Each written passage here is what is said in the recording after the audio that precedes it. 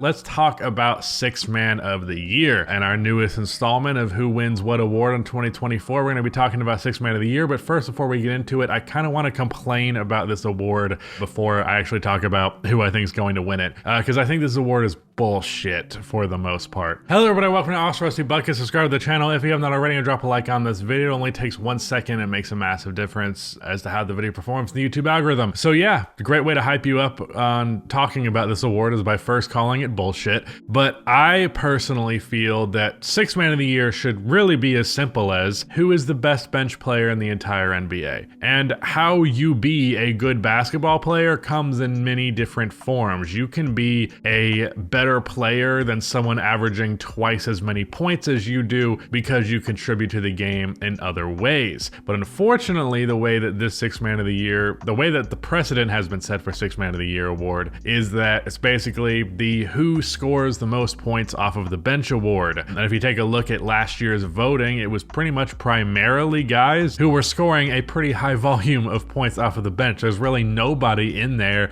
who's like a defensive type of guy, for example. You know, a player like Alex Caruso is really just gonna have no damn shot at winning this award, even though he's one of the best backup players in the entire league. An example I look at in the past, I think I made a whole video about this on my main channel at the time. This is like back in 2019, where it was about Lou Williams winning Sixth Man of the Year over Andre Iguodala, and how I thought that was just absolutely silly. Just because a player scores more off of the bench does not mean they're a better player, does not mean they're the best bench player in the entire world. And I'm referring to like Toronto Raptors Lou Williams, to be clear, who was only averaging like 16, 17 points. Andre Iguodala at his peak off of the Warriors bench, a much better bench player, but not Sixth Man of the Year because he didn't score 17 points a game. So with that complaint out of the way, it also establishes what the precedent of the award is and what the expectation is for, you know, picking somebody to win the award. And I looked at every NBA team, and for the most part, guys who were Sixth Man of the Year candidates last year are pretty much who I expect to be in that conversation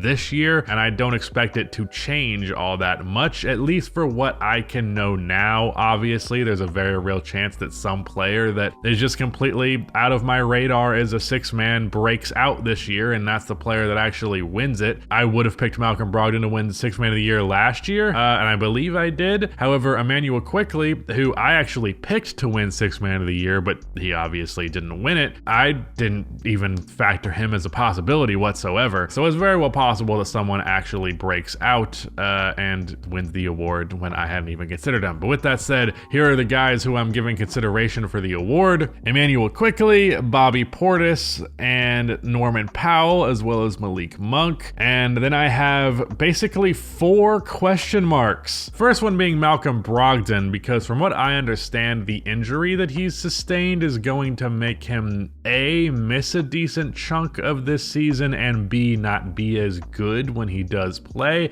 So I do wonder if he's really going to have a super great case by the time voting comes around. So there's a question mark next to his name there. There's also a question mark next to the names of Christian Wood, D'Angelo Russell, and John Collins. All of those predicated on a few factors, primarily for 2 of them, D'Lo and John Collins. It is, are they even going to be 6 men to begin with? The D'Lo one is especially a stretch because D'Angelo Russell probably going to be the starting point guard going into the year. I personally feel as though the dynamics of the Lakers offense, the way that rotation should work, that D'Lo being a scoring punch off of the bench would be rather favorable, and it would actually be better to start Gabe Vincent. Even if Gabe is not necessarily the better player, he's a more seamless and easy fit and somebody who's not going to make as many mistakes as D'Lo might on any given night, but the volatility of D'Angelo Russell's game is a lot more manageable in the context of it coming off of the bench rather than him being your starter. So I do think there is a chance that,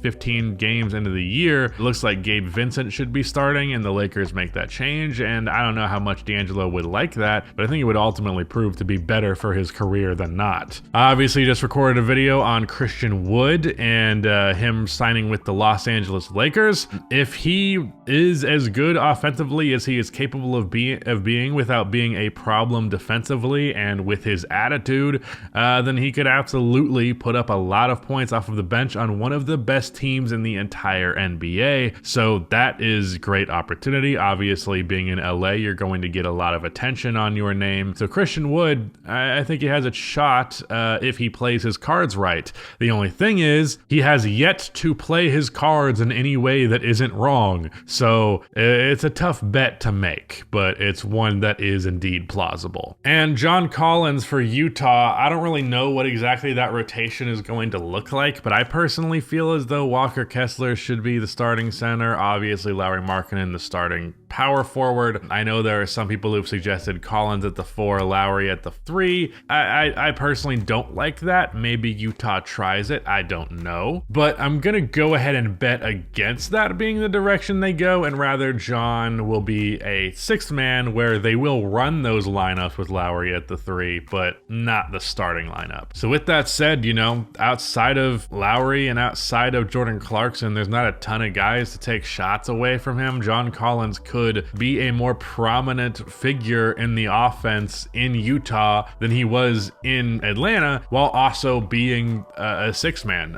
So getting his like starting level production in Atlanta, but bringing that off of the bench, that's obviously a hefty amount of offense that he could bring to the table. But yeah, so those are the names. It's not as deep of a list because frankly, the amount of guys on the bench of an NBA team who can score like 17 points per game, it's not a very long list. But as for Bobby Portis, as well as Norman Powell and Malik Monk, I guess I haven't gotten into them yet. I was like, dang, this video is running short. It's because I haven't talked about those guys yet. Bobby Portis, I've felt has been due for a 6th man of the year award for a minute. His numbers off of the bench are consistently some of the most impressive in the league, not only scoring the ball, but also rebounding it. I believe he averaged a double-double off of the bench this previous season, while being really efficient, a stretch 4, a good post option, and pretty okay defensively, all things considered. Not great, not terrible. So yeah, I think he has a real shot of winning it, as he has every year, and I'm hoping this year actually proves to be the year, and he's actually my pick to win it of the top guys. But you know, that's not really based on anything. It's just because you can, as I said with DPOY, this kind of ends up coming down to a coin toss. I felt as though Immanuel Quickley and Malcolm Brogdon had similar levels of skill and impact as a 6th man last year, and then it just kind of came down to Malcolm Brogdon's a little bit more impressive and a little bit more reliable, even though Immanuel Quickley was like all defensive team tier. Outside of Bobby Portis, for Norman Powell with the Clippers, he was pretty high in the voting last year. He's a very good scoring threat, comes off of the bench, you know, there you go.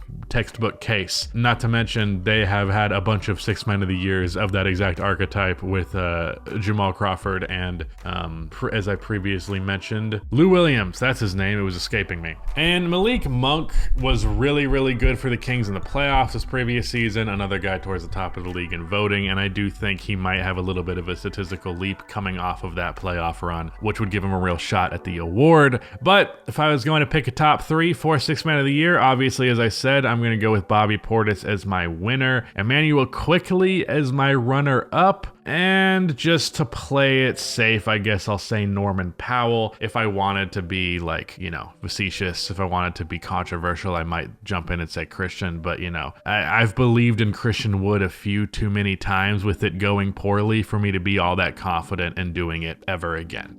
So yeah, Bobby Portis, 2024 6th man of the year. I'd love to see it. Let's hope it happens. Shout out to Rudy for editing this video, and goodbye.